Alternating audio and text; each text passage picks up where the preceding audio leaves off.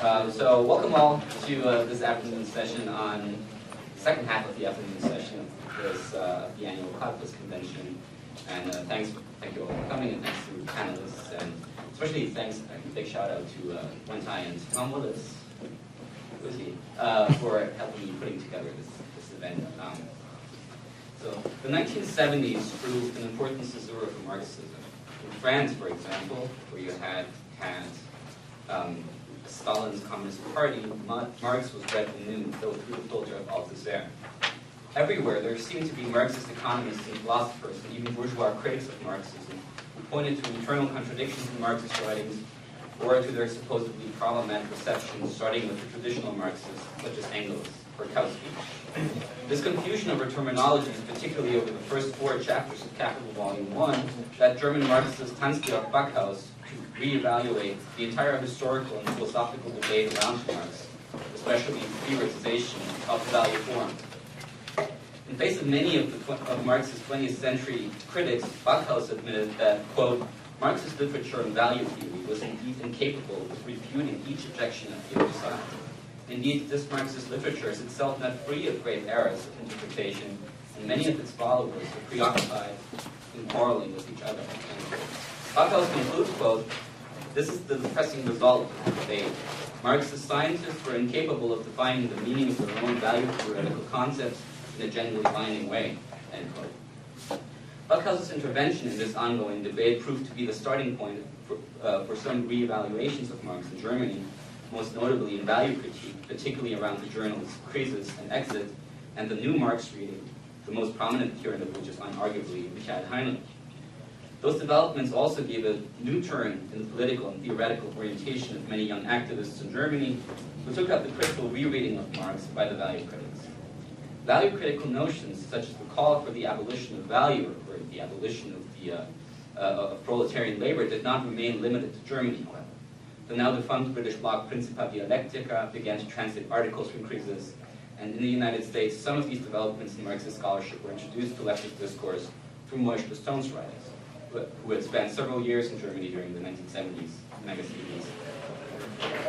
However, the at times autonomous or situationist activists who refer to value critique as their influence bring up the question, again, of the role of the political and reformist approaches to politics, while they themselves argue, following thinkers such as Norbert Frankl of Krisis, that many of the traditional categories of revolutionary politics of traditional Marxism are quote-unquote infected by capitalism, and thus need the establishment of a kind of outside to the persisting reality. More orthodox Marxists, such as Gotha and Fritz Haug, bemoan the near complete abandonment of the dialectical emphasis on class struggle. Thus, value critique and its many young followers are continually faced by critics and internal contradictions in their own theoretical approaches. This panel today will hopefully give us ample opportunity to address those concerns. The questions that we formulated, that Tom Willis and I formulated, were passed around on the handout, so I'm not going to do them out. Just before we start, and the format will be, we'll have 12-minute initial remarks, then a shorter round of response, and then we will open the floor to debate. But before I hand over to our first speaker, is Elmar Fletcher. He's currently working on his PhD thesis on neo-Marxist and feminist state theory. He's a lecturer at the Department of Political Science at the University of Vienna and at the Political University in Innsbruck. His research interests include critical theory, theories of the state, materialist feminist approaches, and philosophy of science. He's a member of the editorial board of the German journal Exit and is involved in various grassroots political activities. Second, we will have Alan Milkman, who has been active in Marxist theoretical and political work for over 40 years. He has published in political journals, especially Internationalist Perspective, as well as, for example, Rethinking Marxism and Historical Materialism. The focus of his theoretical interests have been the history of the communist, the small c communist left, and anti-Stalinism, and especially developing the implications of the publication of the manuscripts for Marxist critique of political economy, Wertkritik, and the theoretical vistas opened up by communization theory. Finally, our last speaker, Jamie Merchant, is a doctoral student in rhetoric at Northwestern and a member of the Chicago IWW. In the past, he has worked closely with other graduate students at Northwestern to form the Northwestern Graduate Collective, a nascent organizing community for graduate employees at the university. His writings are mainly to be found on permanent crisis, and his political interests lie primarily in restoring the possibility for a viable left politics in the US, for which he thinks a certain rapprochement between anarchism and Marxism may potentially play an important role. And with this, I'll hand over to Alan. Okay, thank you. Is there maybe a chance to open the windows or something like that? Because the air Sorry. is really bad. That's good. Okay, shit. Well, anyway, I will not be able to answer all of the questions, so if you have certain preferences here, you may say. I will start with the first one. What characterizes the value critique? Value critique, or rather, as I would say, the critique of value derangement, of the development of the Abspaltungstheorie by Mr. Scholz, is an essentially theoretical position, trying to understand and critique the fundamental mechanisms that govern modern society. It differs from all the readings, as probably a lot of you know, insofar as the esoteric reading of Marx is preferred or endorsed.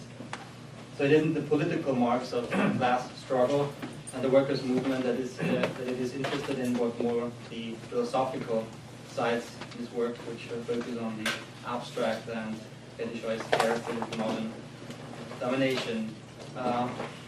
In this, it urges to keep the abstract critical theory of society strictly separate from the always audible and more contradictory practical attempts to overcome. So Marxism shouldn't be understood as an identity-giving wholesale package position, which historically proved to be erroneous, I would say, but should be reduced to a theoretical core, which can help us to understand by a negative critique society, but not necessarily leads us to the ways out of it. The second question: what concrete ramifications does a call for the abolition of value have for Marxist politics? I would say no immediate positive ones. There is no new program, no master plan for emancipation that can be developed out of the abolition of value, or out of the value critique program as a critique of society. So it can be said it is a general condition of emancipation that the value, and with it the abstract system of oppression stands for, is overcome. But how this is to be done is on a different story, a lot more complex story. What can maybe be learned from the new advancement is that a lot of things won't work. Not very much of what the old left proposed as Marxist politics. We should probably abandon a lot of that, because essentially abstract domination can't be abolished by imposing some kind of direct personal domination. Also, if you are to critique the abstractions of the economic forms, you similarly have to target the political form itself. I mean, Marx had that in Engels too, with the thing of the state dying away eventually, but I think we have to be a lot more radical. Emancipation ultimately has to mean abolishing the political form as well. And this is contradictory in the present situation, but we have to try to not postpone that till after the revolution. So we have to begin with that too, and kind of like see the constraints and the fetishizations immanent to the political form as something we want to get rid of already now, just as much as we want to get rid of the economic categories or their oppressive character.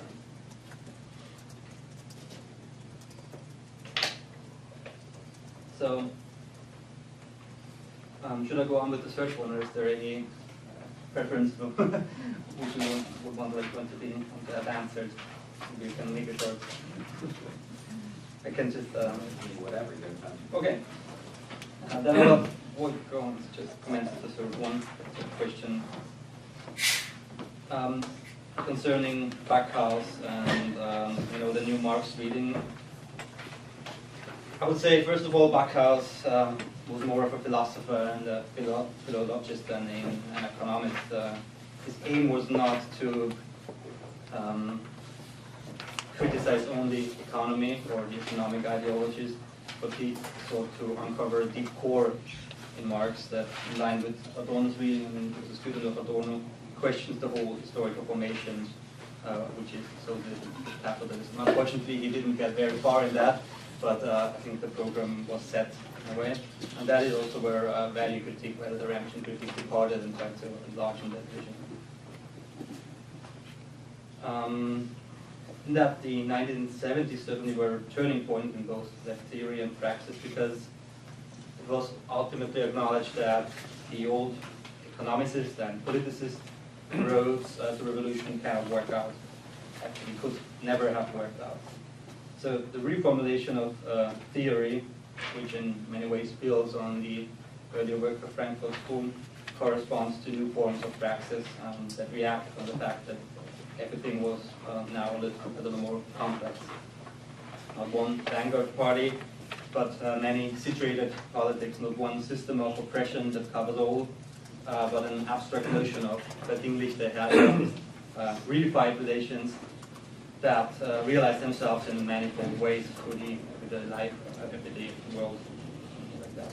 Not only a positively stipulated strategy to revolution, but more of a negatively graspable, contradictory relations, which we have to belabor just wherever we meet them. So, parts of the impasse that the left finds itself in today were therefore necessary, I would say, value critique would say. Necessary as they stood for broadening of perspectives, which made things more difficult, but ultimately also more complete in a way. Anyways, corresponding to social reality and to the complexity of oppression that we face in social reality. Certainly, pondering on this doesn't kind of resolve the problem the left faces today. That is, its character of not being important. But in turn, just because you face this problem, asking for a kind of simple solution, a program solution, wouldn't get that right. It would actually mean setting the wrong questions on the agenda again, which proved to be wrong before. So what Backhaus and others should have taught us is that emancipation from the currently prevailing system of abstract oppression is immensely complex, and also probably, I would say, it isn't probable, it isn't something that we can really expect, but that it is still possible only if we face the complexity and contradictoriness involved with it. So no programs, no maybe utopias as well, but a hard laboring through these contradictions that we face in struggles wherever they occur.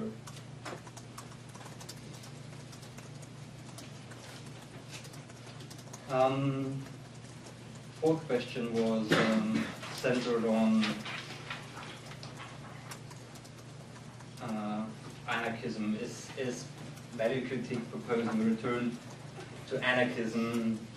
Well, for once, I think it is dangerous to work with old labels which do not conform to reality anymore. You cannot just take political designations that maybe were applicable for the 19th and the early 20th century, in this quarrel between anarchist and Marxist positions, and apply them to social movements which we have today. I mean, for sure there are certain questions in this dispute that still are relevant, but today's leftist landscape is in many ways not reducible to a simple opposition between anarchist and Marxist. Situationists were probably the first who combined essentially Marxist critique with a kind of spontaneous and anti-authoritarian, maybe anarchist approach to many things. The problem is, you would have to define what anarchism and Marxism means for you and means in the specific social relations that both are embedded in now. And that is all but easy. I think that would be a task for a whole conference. So also like the theme of referring to the left. I think that is probably even more difficult. What is the left today? I think it's hard to say what the left really means. So the question is, can we refer to that, or should we even use those labels in a meaningful sense, or not more like something empty, which is to be filled, which maybe makes sense in a way, but makes sense, but it is not something we can like make a program out of. So I would say that the social relations are different, and in many ways Marxist and anarchist approaches intersect in social movements today. And I think from the perspective of Determinant critique, this can also be seen to be progressive insofar as one core contradiction that arises from anticipatory projects is dealt with more comprehensively, I would say, and that is the one between immanence and transcendence. I would say that see this also its complexity as somewhat of a double dialectic that you have. On the one hand, what is termed anarchist tended to be to strive for an immediate transcendence in its praxis at the cost of remaining immanentist, you could say, in the complexity of its theoretical vision that wasn't going really beyond. On the other hand, you can say Marxist approaches agree to remain immanent in the forms of its political praxis, and well, at least some of them retain the theoretical vision that went beyond the given immanent categories and try to really account for the complexity of transcendence in a meaningful way. So it might be good that this dialectic is, which we still face in many ways, is not anymore split into stark dualisms, but comes together in some ways, at least in the more progressive parts of the social movements. Do we have time for one more? 1 more minute, okay. Not really enough to start. Okay, maybe the sixth question, that is easy.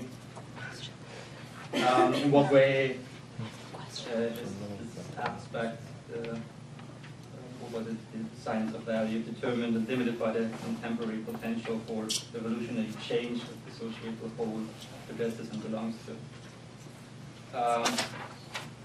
I would say that concerning the social revolutionary aspect of the value critique, there are simply none. It's not the task of abstract critique of society to give you immediate programmatic notions of social revolution. It seeks to develop a most radical critique of society, but that is in no way tied to an equally elaborated notion of revolution. I think that's very important to acknowledge that. And that was also one big problem of the older approaches, that this package deal mentality. Okay, we have to cram it all into one program, and that essentially was politicist in the end, proved to be, at least with Lenin and all the Marxist traditions. Yeah. So this is not the job of abstract critique of society as value direction critique sees it, but that would be the job of for more concrete and counter theories of praxis and immanent political theories. But that is something different from the abstract level of theory of society, and certainly a lot more complex and difficult. And well, you have to keep those separate. Okay. Yeah, I guess my approach is somewhat different from Elmar's, even my take on what Wertkritik is.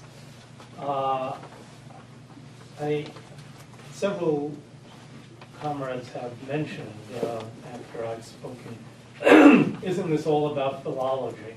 And aren't you just doing text critique? And isn't it all academic? I think quite the contrary. It is the reverse of academicism, or even pure text critique, or philology. I think what Wertkritik has stimulated and made possible is the rescue of texts of Marx that we wouldn't have known had it not been for a number of theorists who began to look into Marx's manuscripts, this division between the political and Wertkritik seems to me to be dubious. The figure I take as a good example of the union of the two is someone like Hans-Jürgen Krahl, who was active in the 60s and died in an auto crash. One can never know what his evolution would have been had he not died so young, but we can know what he wrote at the time, and it certainly showed a great interest in Marx's manuscripts, but it wasn't a philological interest, it was a political interest, and it's the union of the two that I find so interesting in the issues raised by Wertkritik. I mean, imagine what kind of Marxism we would have if no one had ever published the Paris manuscripts of 1844. Now, it's true that Lukács could argue that his inquiry into reification already laid out much, and alienation, already laid out much that was in those manuscripts. But our understanding of the relation between Marx and Hegel, our understanding of alienation, reification, has certainly been enriched. How much weaker would our understanding of capitalism have been if Marx's elaboration on capitalism, moving contradiction in the Grundrisse had never been accessible because the manuscript would have never been published? It seems to me that these texts of Marx with which Wertkritik is engaged are crucial for precisely a political orientation to capitalism in this epoch. So that's one way I would respond to question number one. Question number 5.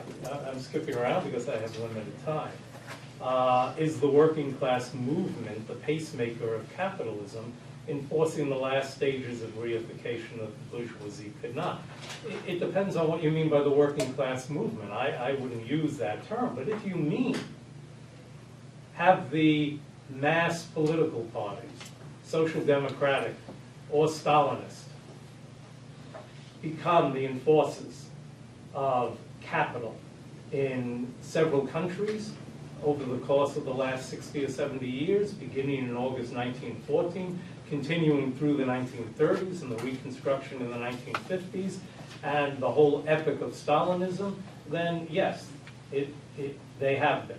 But is that the working class movement? No, that is the political force that crushed the working class movement. That's not the workers' movement, that's the death of the workers' movement in that period. So I would have to nuance the end, but certainly that movement did things that the classical bourgeoisie could never have done and did not do. And will it return again in the midst of the present crisis if neoliberalism is as bankrupt as many of us believe it is? I don't rule out that possibility. And would it come in the same clothes, in the same garb? Probably not. But many of the same ideas, including nationalization, statification, would, I think, be a last rampart of capitalism. Cautious point that you raise in question number 6, Gregor. It does value critique, or science of value. I'm leery of a word like the Wissenschaft von Wert. I have my own suspicions of science, so I don't want to create a science of value that models itself on modern science. But does it have a social revolutionary aspect to it? I think the point I just made is that it does, because it allows us to see that capital in this epoch is different from capital in prior epochs. It allows us to see the trajectory of capitalism that, in a sense, Marx anticipated, though he couldn't foresee its details, but that he anticipated, namely the shift from the idea that communism is about the distribution of wealth, or the redistribution of wealth, or equality in the distribution of wealth, but that what it is really about is the transformation of the production of wealth. and that unless you transform, overturn, abolish the production relations based on the value form, on wage labor, you have not struck a blow against capitalism. In fact, you are probably only reinforcing capitalism. Capitalism lives or dies on the basis of the value form, and that is exactly what Wertkritik tries to show us. So much of the political program of the classical left, of progressives, is predicated on redistributing income or regulating the bourgeoisie, and not on the abolition of wage labor and the abolition of value. And the argument that internationalist perspective makes is precisely that unless one moves directly to the task of the abolition of value, creating a revolutionary movement, participating in a revolutionary movement, is impossible today. It's not the task of Marxist revolutionaries to create the movement, but this understanding of the possibilities of the abolition of the value form and what it means if we do not directly attack the value form is something that is accessible to the working class, however different it is today than it was 100 years ago. So, question number 7. Without revolution, socialism cannot be made possible. I won't speak for every Wertkritiker, but I will speak for the group that I'm representing, internationalist perspective. Definitely, without a revolution, the overthrow of the value form is just an academic exercise, or a dream, or an illusion. It has to be concretized in the overthrow of the value form, and the protector of the value form, the guarantor of the value form in this epoch is the capitalist state. Whatever the garb it dresses itself in, because I certainly don't want to be misunderstood. Nicolas Maduro in Venezuela is the capitalist state today. Ahmadinejad in Iran is the capitalist state today. Bashar al-Assad is the capitalist state today, and if he is replaced by a Sunni dictatorship, it will be the capitalist state today. If the Social Democrats win the next election in Germany, they will be the capitalist state today. And when Barack Obama won the last election, he became the representative of capital in Washington today. And therefore the mortal enemy of not simply the working class, however you want to define it, but of humankind. It seems to me that that recognition is closely connected to value form theory and Wertkritik. And unless that link is made, we can talk all we want about redistributing income and regulating the banks, or nationalizing the banks, or seizing the means of production through the state or through cooperatives. I mean, I frankly, since I have 2 minutes, I am tired of hearing Rick Wolff tell us that what we need are cooperatives. I mean, I am not going to claim that I was alive in the 19th century when Saint-Simon or Fourier were making their claims, but all Rick Wolff is doing is giving us back what these utopian socialists said 150 years ago. Without the seas turning to lemonade. Definitely without play, because at least Rick Wolff is not so bold as to claim that it's play. Not that I would advocate that those who see communism as simply play or Woodstock on a grand scale.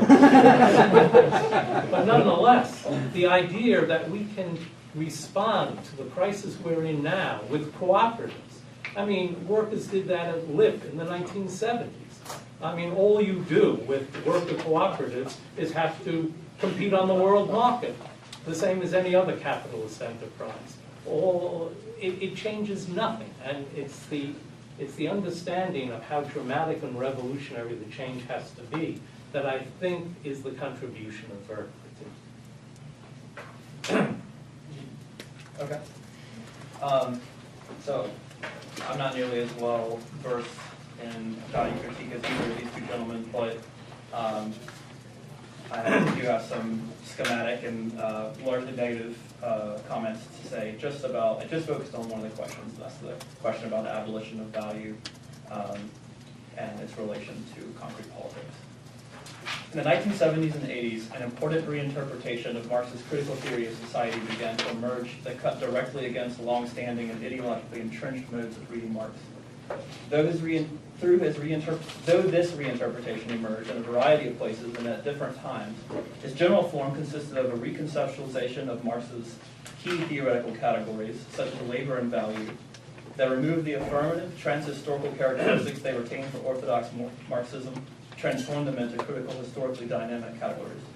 As Marx indicates in the Grundrisse and is highlighted by Stone, Marx's categories denote not positive economic phenomena, but rather the fundamental forms of human practice, Daseinsformen, or Existenzbestimmungen, the determinations of existence that constitute the capitalist social formation. Rather than conceiving in the orthodox manner labor as an eternally mutable property of human existence that is the ultimate source of value and the standpoint of the critique of capitalism, in this view labor is grasped as a historically specific form of human practice that actually has the misfortune, as Marx puts it in Capital, of producing value. The ineluctable abstraction of human labor under the capitalist production of commodities, that's to say its role within the valorization processes of capital, produces value as abstract homogeneous labor time, and it is the blind, relentless drive to accumulate this surplus value, regardless or at the expense of human life itself, that forms the peculiar form of wealth at the core of capitalist modernity. As such, far from constituting the standpoint of critique, value-producing labor itself must be seen as the object of critique in any critical theory directed at the social conditions and forms of domination that constitute the modern world. The production of value through the expenditure of human labor time is the determining form of wealth for modernity, but it is not the only form of wealth for Marx.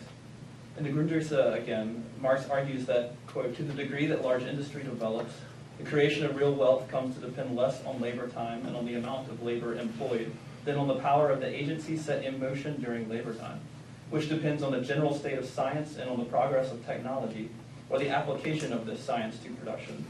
Real wealth manifests itself in the monstrous disproportion between the labor time applied and its product, as well as in the qualitative imbalance between labor reduced to a pure abstraction and the power of the production process it superintends, end quote. Interpreting this passage, Stone suggests that Marx contrasts value, a form of wealth bound to human labor time expenditure, to the gigantic wealth-producing potential of modern science and technology. This is the quotation from the portions that were circulated. Value becomes anachronistic in terms of the system of production to which it gives rise. The realization of that potential would entail the abolition of value. Thus, in this view, what both Marx and Stone refer to as real wealth is in fact pure potentiality. It is the possibility of a form of production in which the tremendous collective productive powers of society will no longer work to devalue necessary labor time in order to produce surplus labor time, but instead abolishes surplus labor to core, so that the general necessary labor time for everyone across society is reduced to a minimum. This is a possibility that is immanent to capitalism as a contradictory, historically dynamic social totality, as Marx argues in the Grundrisse quote. Capital itself is the moving contradiction in that it presses to reduce labor time to a minimum, while it posits labor time on the other side as sole measure and source of wealth. Hence it diminishes labor time in the necessary form so as to increase it in its superfluous form. Forces of production and social relations appear to capital as mere means, and are merely means for it to produce on its limited foundation. In fact, however, they are the material conditions to blow this foundation sky high, end quote. Thus, the abolition of value means the determinant negation of capitalism. It would mean the realization of the potential for the real collective wealth of humanity to greatly reduce, across the board, the required time and intensity of work for everyone everywhere. It would be to sever the structural links between the total productive power of society and the driving destructive imperatives of the capital form, which is to say it would abolish the central constitutive contradiction of modern society and open the path to a fundamentally new and unprecedented organization and experience of social life. It would effect, in other words, a radical break with society as we know it. Such a radical break is itself only possible, however, because the abolition of value implies the abolition of the totality that is constructed around it.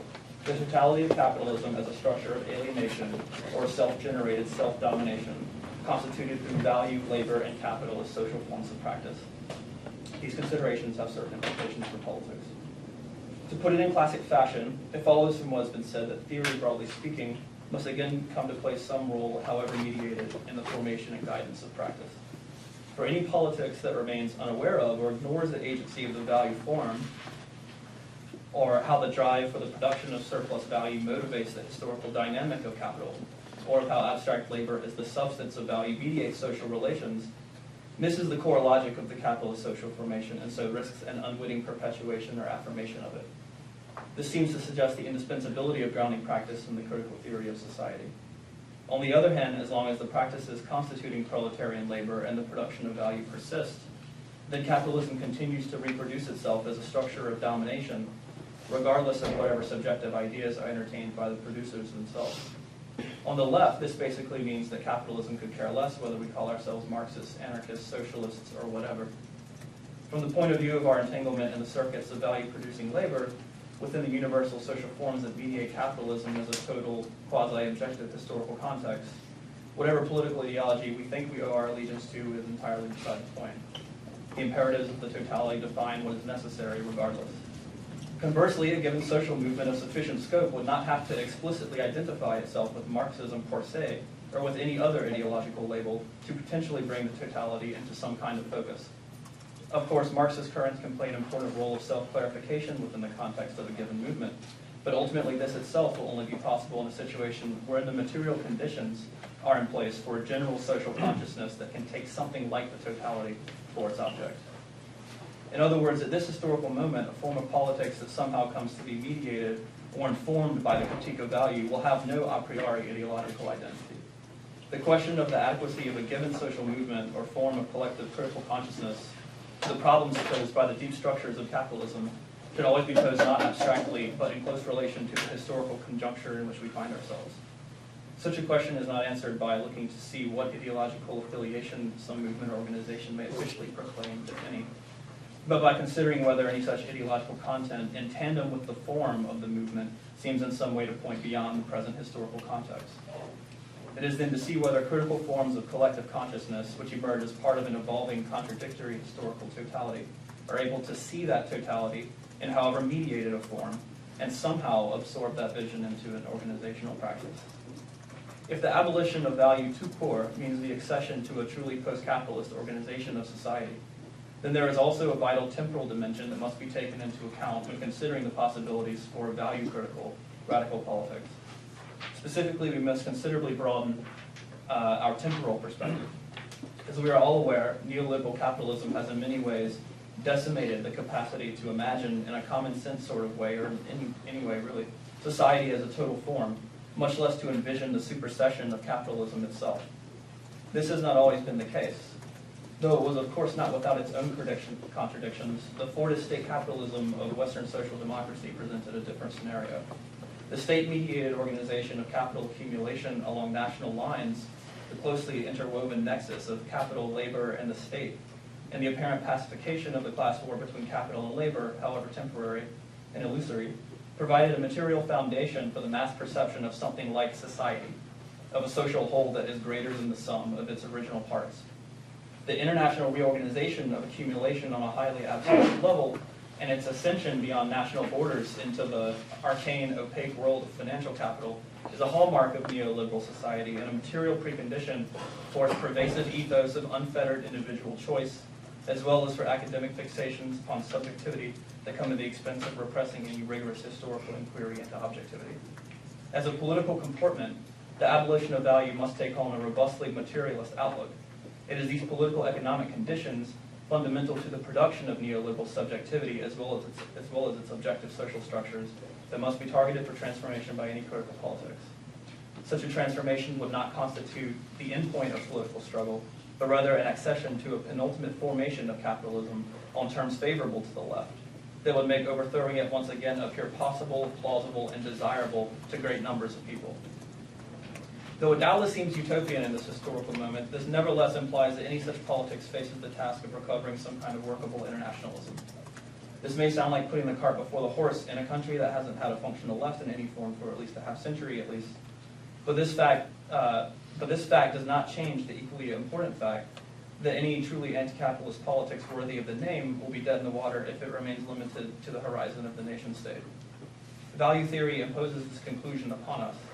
Inasmuch as value understood as socially necessary labor time is a category of the totality, it is a manifestly global category. Socially necessary labor time denotes the value of the labor of the collective worker in toto. That is, of the global proletariat at a given historical moment in the trajectory of capitalism as a world system. Therefore, if we accept the argument that the abolition of value and the realization of real wealth would be the determinant negation of capitalism, then the politics that takes that as its goal must necessarily operate in some kind of internationalist frame. The abolition of value must be the abolition of all value, the determinant negation of the totality formed by value-producing labor. It sounds daunting, but presumably none of us became socialists or leftists because we thought this would be easy.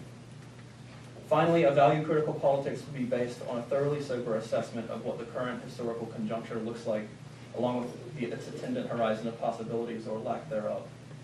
Right now, we are facing a rapid retrenchment of neoliberal financial power across the advanced capitalist bloc in a way that is destroying the lives of more and more people every day, and is coalescing in the formation of an austerity state, a long-term mutation of the neoliberal state that has emerged from the massive financial collapse of 2008 and the ensuing global slump.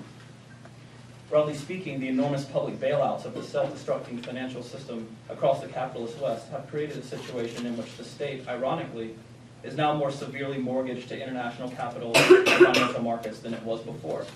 Sovereign debt and government bonds, one of the only remaining sources of finance after neoliberalism's exemption of corporations and the richest strata from taxation, must maintain their prices at a certain level to keep creditors on the world market satisfied.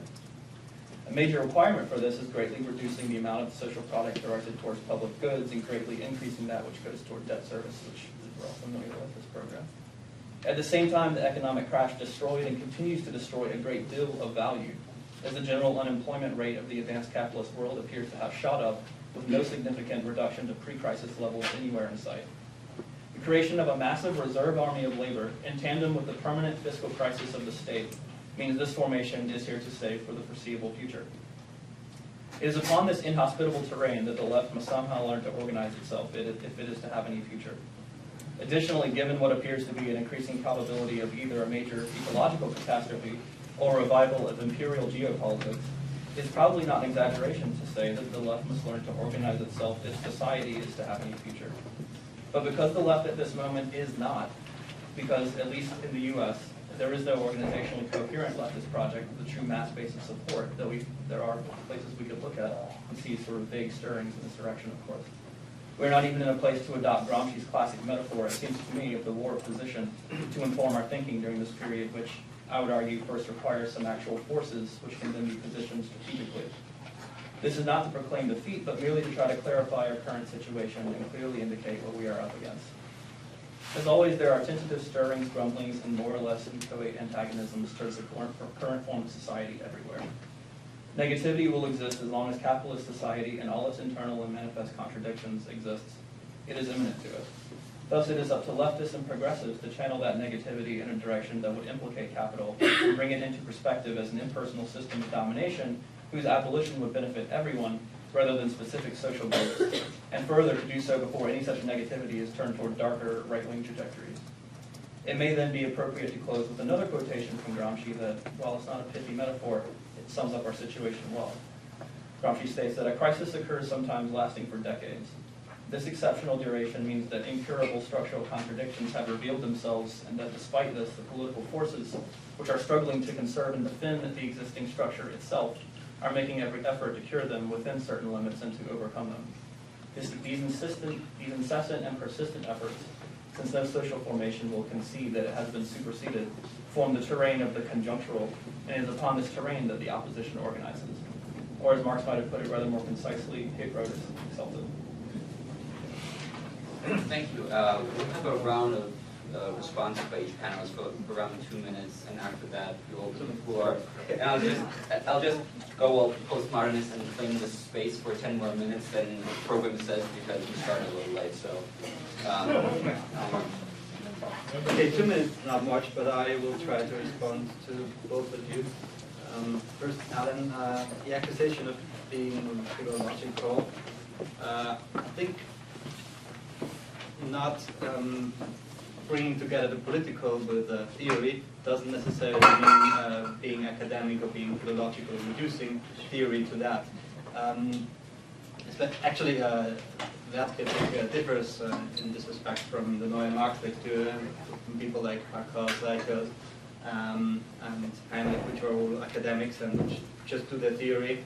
There's very specific theory, also in kind of a disciplined way, while Wertkritik always tried to establish something of a theory production outside of academia, close to social movements, but still in the process of working through the contradictions of these actual movements, found out that the praxis of theory production has to have its own place and shouldn't be intermingled with the political. And that also brings us to the second point already, the working class struggle. Is it immanently linked via the critique of society with the political, or is it that the only political vision, or that the major political subjectivity that we are to look for? And Wertkritik clearly says no, it isn't. It's just not there. And maybe it was at some point in development of capitalism, but now it isn't a privileged subject of emancipation anymore. So in this, as you said, only because class logically develops out of the value relation doesn't mean that it is kind of leverage of abolishing it. So there is no immanent connection between this, between the critique of value as abstract domination and class struggle. This cannot be done. I think also history shows that it isn't applicable anymore in this way. So the overthrow of value form can be thought of as necessarily being something that has to do with class struggle. It has to do with a lot of struggle, but it has to go also through class struggle, which certainly is one immanent form of struggle in capitalism, but not the only one. But then again, maybe to answer to Jamie, the abolition of value can also not be understood as something that is immanently connected with the economic, as understood as a tautological, automatic kind of system, especially as you had it in the Krisis theory. So with your what you proposed, I kind of had the impression that it's enough to just see the crisis developing and to just sit by and and then wait till the decay goes on, and then well, it kind of has to happen. So just sitting by it and seeing and watching what happens, it's definitely not enough, and especially not if it is again reduced, if abstract domination is reduced to an economist version of it. And this, I want to highlight again that the Determinant critique, as it was established in the 1990s, and also helped by Robert Kurz and many important value critique authors, points to the importance of this other side of domination, patriarchal side of domination, which is not only important for subject formation, which is quite obvious certainly, but which can be seen to inform totality as such. So,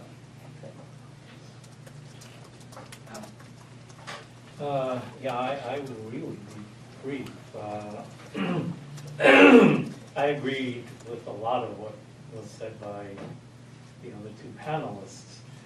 So I'll focus on just one issue, and you may be right about the distinction between the new reading of Marx and who is engaged in that versus value critique, but they are closely related, it seems to me, since the new reading of Marx is precisely about reading those manuscripts that we did not have access to until recently. But it seems to me there is a tendency in the Wertkritik that I've read to basically say that the working class can simply reproduce the value form within which it is subjugated, that its struggles are wholly contained within the value form. And I think that's a mistake, or at least that's not the way in which internationalist perspective would read the text of Wertkritik or the text of Marx. it seems to us, rather, that how one sees the working class has certainly been dramatically changed by the development and the trajectory of capital over the past century. But the fundamentals, namely that the collective worker or the Gesamtarbeiter is wage labor, is as true today as it was in 1857 or 1875. And that there is a way in which the collective worker alone has the capacity to explode the value form. It doesn't simply reproduce the value form, it does that too, there's no doubt about it, but it also, I believe, has the capacity to explode it.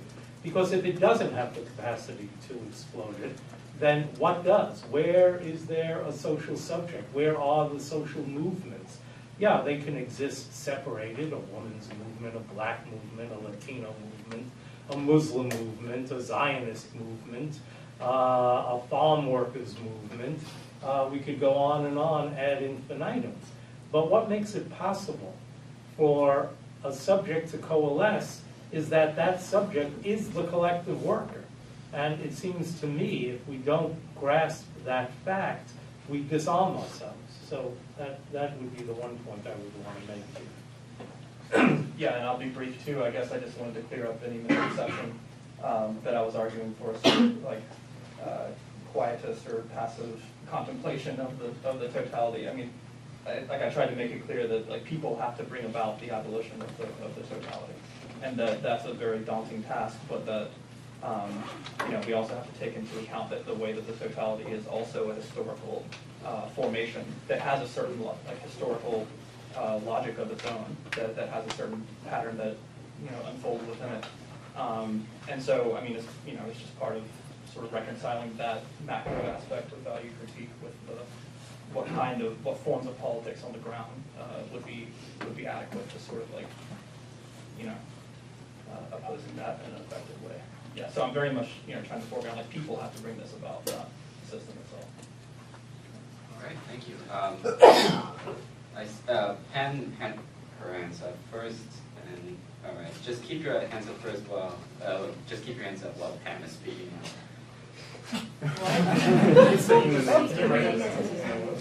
Or I think Pam and you in the front row were first, and all right. Okay.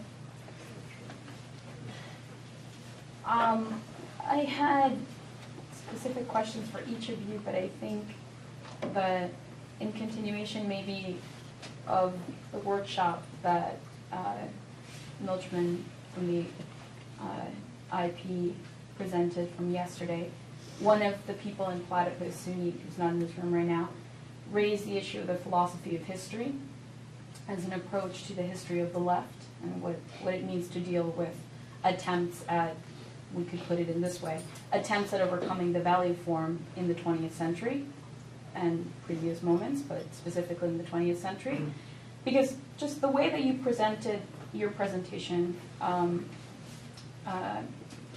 it was as if these texts presented an intricacy, a complexity that otherwise couldn't have been grasped by revolutionaries prior to this moment, that there's a kind of necessary deepening. And it implies this corrective, at least from what I'm getting from the panelists, that there's a corrective of how difficult it actually was to challenge capitalism.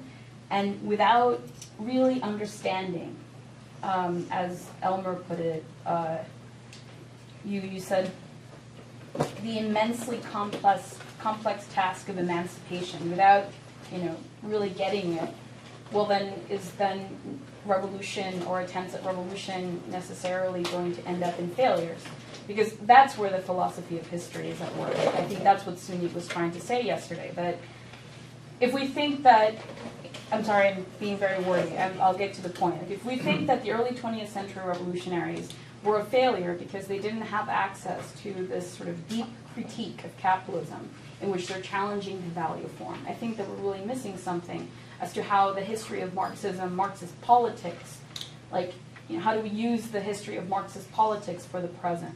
I wanted to ask a very direct question of Jamie here. You said that this period, this issue of transition, you put it in terms of a penultimate formation of capitalism in a form more favorable to the left. And you said that it was, in a sense, bringing capitalism into a perspective as an abstract system of domination. So, in fact, it's something similar, I think, that Marx says in the critique of the Gotha Program, in which he talks about like different stages in attempting to challenge bourgeois right and the value form. And I wanted to maybe just kind of expand on what you mean at this, because I know there are certainly differences between you and Milchman on this score. I think yesterday when the workshop was presented by the IP, there was this I think response against this idea of a transitional period. So if you could talk about that. And the last question for the first panelist, for Elmler, is what is the relationship, if there is a relationship, what is the relationship between a programmatic goal of the abolition of socially necessary labor time and doing away with the abstract domination of capital? What's the relationship between a programmatic goal, the programmatic goal of the abolition of socially necessary labor time, and this thing that you're calling the domination, the abstract domination of capital?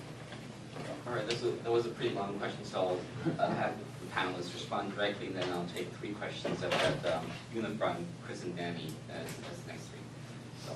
So who's first? I guess Milchman, just the philosophy of history. It's okay. Yeah. Don't misconstrue the failings of the presenter with the flaws of the ideas. Would be the first way. I may have presented them ineptly, but I think the idea that I was trying to articulate was sound. I don't know how we would have read Marx's manuscripts in the 1870s or the 1890s or even the 1920s. Probably, had we had access to them, it would have changed things, but more importantly, it seems to me, is the trajectory of capital itself. We can read Marx's manuscripts today in a way that we might not have been able to have read them when they were written, even if they had been made accessible. So that was a point I was making. I mean, just to take a concrete issue, personally, okay, maybe my own failing again. I don't think until fairly recently, and probably as a result of the financial crisis of 2008, but the role of fictitious capital and the role of the banking sector over the last 30 or 40 years. Until that time, I don't think I would have appreciated how critical Marx's analysis of money was. I think we can read Marx's analysis of money, and it is there in volume 1 too, but it's even clearer in some of these manuscripts how central money is, so that today I think we would have to acknowledge that even if the means of production were nationalized by the state, money would still play the singular role that it does in capitalism, because I can no longer envisage capitalism without money. That would be one example, okay? So what I'm basically arguing is not that history would have been different had we had access to these manuscripts, although Marx chose not to publish them. We could ask why, but it's not a question I'm interested in pursuing. We don't know what history would have been if those manuscripts had been available. My hunch is not very different from the way it was, but reading those manuscripts today, having full access to them, allows us to better grasp the trajectory of capitalism over the last century and prepare for the confrontation with it today. Yeah, just quickly. The suggestion that we should maybe think transitionally is basically coming from what seems to be, to me at least, to be the reality that for the vast majority of the people who are being, everyone who's being screwed over by this global crisis and the onset of this global regime of austerity, a post-capitalist vision of society is very difficult to render plausible. or it seems implausible often enough to a lot of people because they're simply looking for a job. They need something to put food on the table. They need some form of viable income, and so you have people desperately fighting for Walmart jobs. And so we would have to think in terms of basically reforms for revolution is I think what I would want to argue. Like we would need to talk about how to reform the financial system in a certain way that makes investment possible for public projects that get more people back to work and that bring the level of structural unemployment down to a significant enough level where people can start to glimpse past the horizon of capitalism once again, which was once possible, but now is very, on a mass scale, is exceedingly rare. No. Okay. If I got you wrong, right, you wanted to ask what programmatic aspects stem from the critique of value, and I would say this is a totally wrong question in the first place. This is politicist question which value critique wants to attack because it is not a programmatic goal to abolish the value form. Elmer, I'm sorry, that's not my question. Okay. My question was very simple. If there is a relationship for you between the programmatic demand to abolish socially necessary labor time there is no connection between the programmatic this goal. this is not a programmatic demand. This is a necessary condition. It's a necessary condition of emancipation. This is on the level of totality. This is very abstract, and so you can't at that abstract level. The extension of the concept is very, very broad, and intention what it actually meant, what you can meaningfully get out of that is very small. So you have to have this as a necessary condition of emancipation, but this is way off the level of programmatic goals or anything like that. So programmatic goals need to climb down from this abstract necessary condition and start in the concrete complex. There you can have programmatic things, and these have to add up in a way and go together and change totality. And that is the difficult task, because you can be wrong in every concrete situation with your program. But there is no program on the level of totality. That is very important. That would be the politicist illusion, and that would be something that we have to get rid of. It sounds like you do have a concept of a relationship between the two. You're just saying there what is the necessary condition. There is a relationship, but that is I have like plenty of questions on very complex, stratified one, and so. All right. Yeah. In front and then Chris. I have a comment and a question. The comment is just it's a very interesting panel, very Germano-centric or German-centric, whatever you want to call it, right? I mean, the only non-German mentioned was Stone, but perhaps he's a sort of honorary German, right? The fact is that particularly the early people that you mentioned, Backhaus, Reichelt, were very influential outside of Germany in some senses. I think quite a few ways, like Capital Class group in the UK, translated Reichelt in the 70s. Some of them went on to into this open Marxist thing, and some of them this Constant Sydney thing, and some of them this group called the International Symposium on Marxist Theory, right, including like Martha Campbell and Chris Arthur and Git Reuten. And no one mentioned these people, and I just thought maybe it'd invite, if there's any relevant here to mention these people. One, I thought of two ways that they could be contrasted with the German tradition that has been mentioned, right? So one way is just a philological way.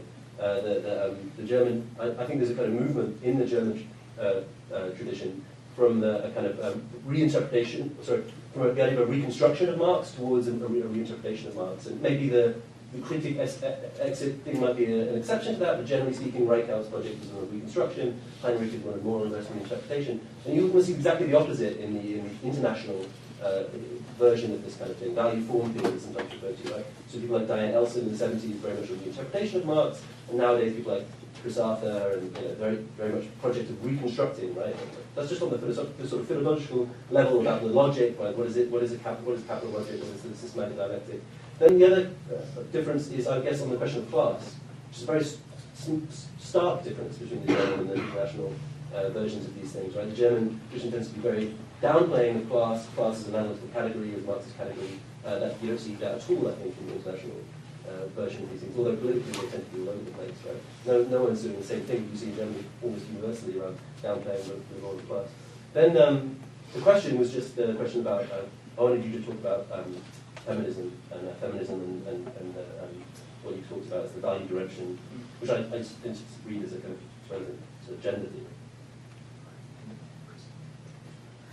I guess the question that I had,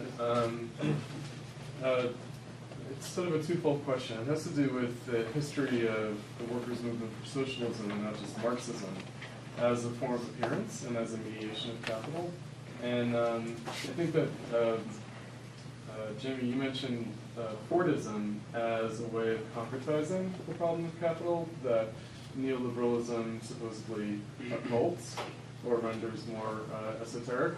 And so what I wanted to put out there was that maybe Fordism, like the national state, right, because Fordism is really inseparable from nationalism, might have, in its own way, occulted and made more esoteric the issue of capitalism, or simply put. And as far as Elmar is concerned, you mentioned the workers privileging the workers as revolutionary subjects. It seems like an odd way of putting it. Like say that the working class would be privileged in some way as revolutionary subjects, especially because the in Marx's view, and certainly in the view of many Marxists, the condition of the proletariat is characterized entirely negatively. So in that respect, this idea of being a kind of class ontology or privileged in some way seems to conflate an earlier history of Marxism with 20th century Stalinism, social democracy, a kind of workerism. And I guess what I was looking for then is maybe on both sides more of a responsiveness to what Alan was raising about, well, what other subject would there be? Right? In other words, what other form of mediation would there be for rendering concrete, manifesting, and thereby overcoming, the self-overcoming of capitalism, or as Lenin put it, overcoming capitalism on the basis of capitalism itself. It's one non-German I'll mention. But he was a German agent, as we all know. Sure, and in other contexts I would claim him, as not a Russian, but in this context maybe, It was a joke.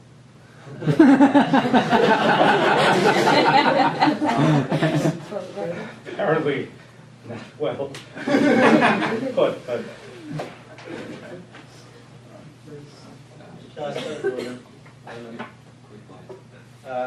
the second question, I will start with that one.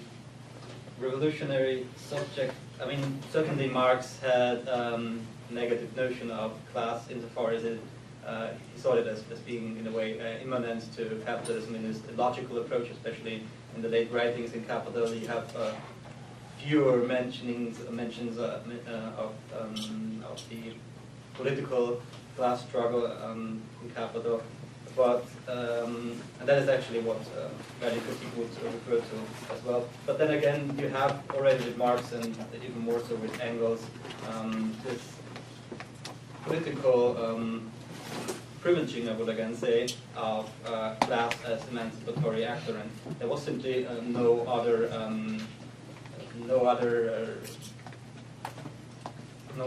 were no questions, no other questions of oppression, and hence no other emancipatory subjectivities. And so, if not class, what subject should it be today? I would say there is no one subject anymore, and that is what we can probably learn from this new left turn and also postmodern turn. Just because, I mean, we shouldn't take their critique, because their critique omits totality and things just does the same mistake the other way around, kind of. But just because there is totality out there and everything is connected doesn't mean that the subjectivity that is going to emancipate itself or the whole society in a way from this totality is in itself already predefined, is one already. So we have, again, to start at the complex level, and there we have manifold effects of oppression and therefore also many subjectivities that build on these relations of oppression and build their identities on them also. And that's how you can probably define the subjects via their situated identities. And then you have to start building networks between those subjectivities and try to find something that brings them together and in some instant grows and comes to overthrow totality. That is, I mean, that is quite probably not much or rather abstract to say, but that's the only way to do it. And I think there's no program how to do that. There's no like one way, but you have to start from this concrete, complex level which we are facing. And the second question, you were mentioning the systematic dialectic. That's certainly interesting. Also, why there is such a different development in the English-speaking countries, why class still matters a lot more. I would say that relates to simply the way that workers' movement tradition developed there. And, but that doesn't necessarily relate to the real relevance of class in society. I would say this is class as the one privileged subject, or even class an sich, class in itself, and class for itself, doesn't go together there as well. It's just not feasible anymore. So we need that reinterpretation, I think. And concerning the gender dimension, that is, I mean, that's a long story, and I don't know how to make it short. But you can certainly start to try to grasp it when you go to these older materialist feminist approaches that were still developing in the workers' movement. What they essentially said is that the whole of production, the whole of like formally visible surface things that we see is only possible by a system of reproduction that is essentially gender-oriented, that is aligned with female values and female activities as well as housework for sure, but also emotional work and all those things that men usually don't do because they are out there and they are the fighting subjects on the market and in the public sphere, and then you need this other side to even make this abstract working of capitalism possible.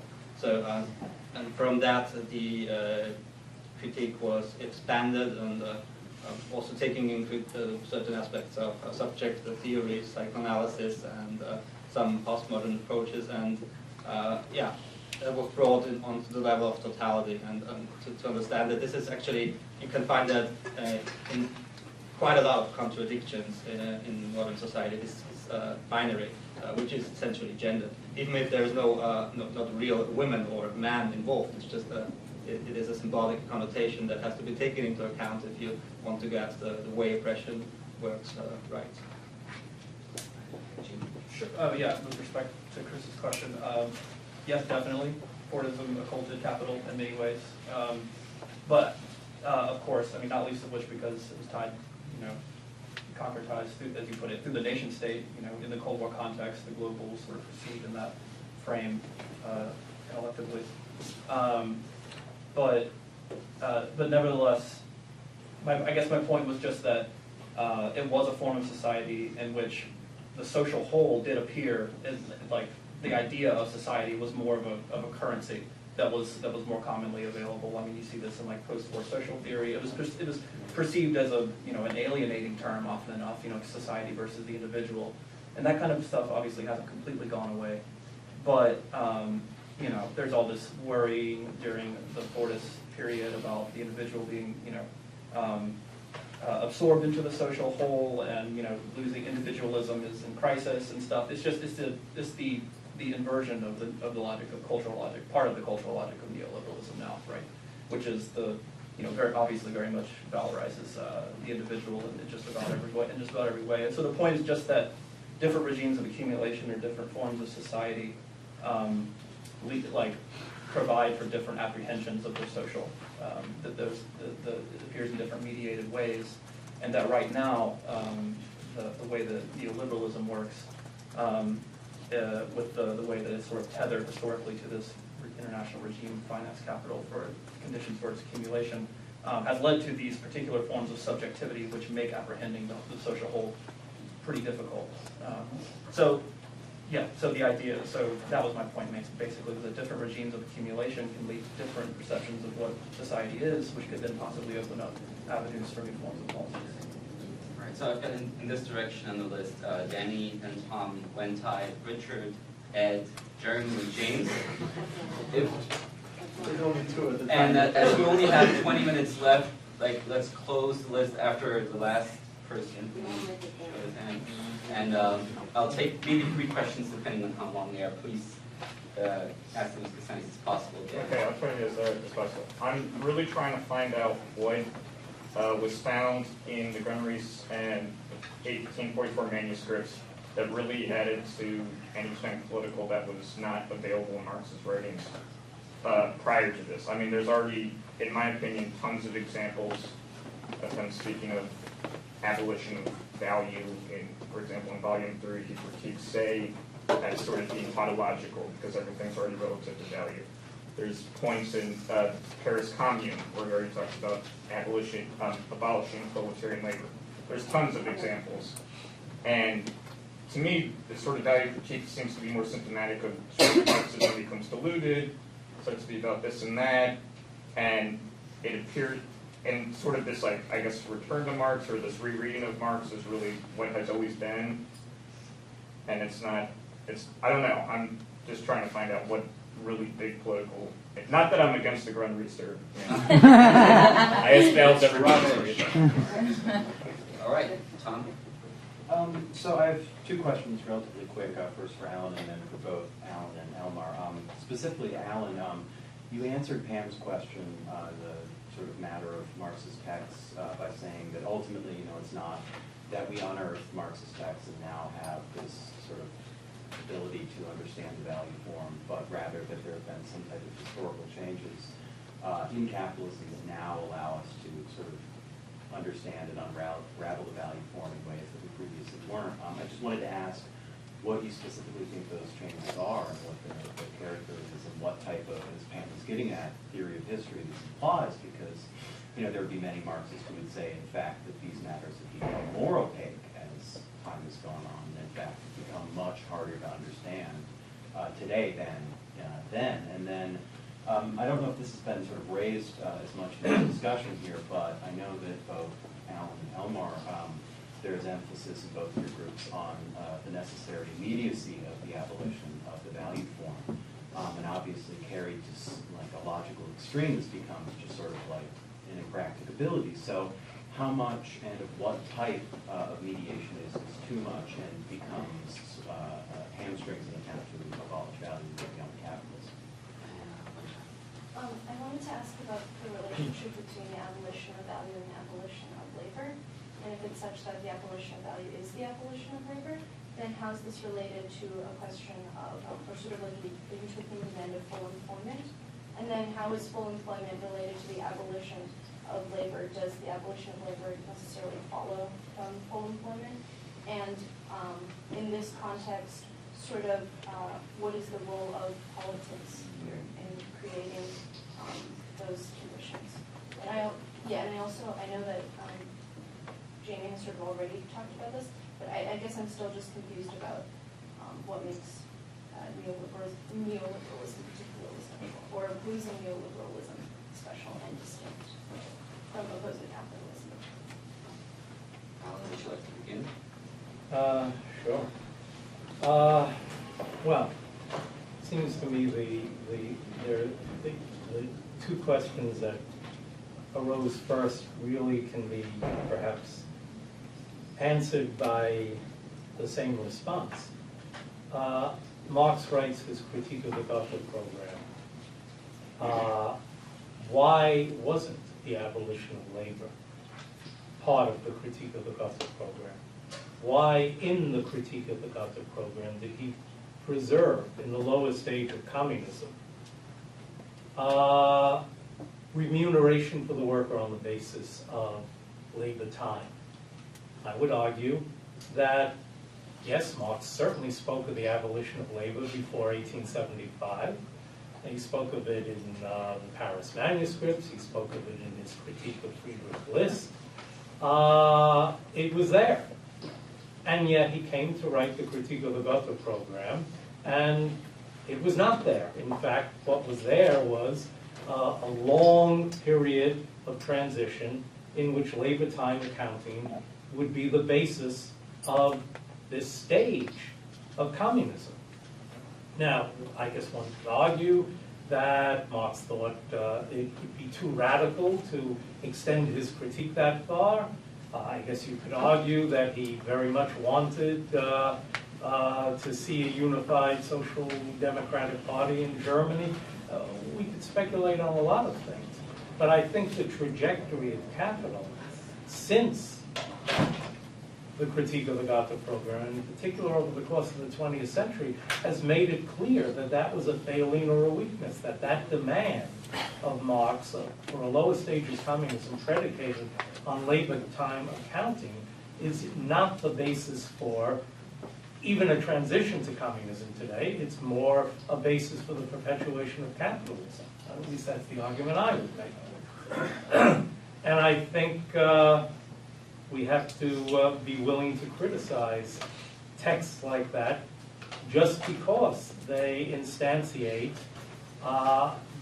views that I think are completely outdated today, however relevant it may have seemed in 1875. And all I can say is I don't know how I would have reacted in 1875. I don't think you can leap over your own shadow. I don't think you can say with any authority what you would have said in a different historical epoch. But I know what I can say today based on the trajectory of capital over the last 100 years. And the critique of the Gotha Program is, I would argue, completely inadequate. Full employment. I don't see how a demand for full employment has anything to do with the abolition of labor. Because full employment is a demand for jobs. It seems to me to be predicated on the existence of labor, waged labor, not the overthrow of waged labor. I mean, I've talked to many people who believe in full employment. What they want is jobs in capitalist industry, in capitalist bureaus and offices. What they want is for the state to guarantee full employment, or at the very least a guaranteed annual wage if it can't be provided. That to me is the perpetuation, not the abolition of the value form.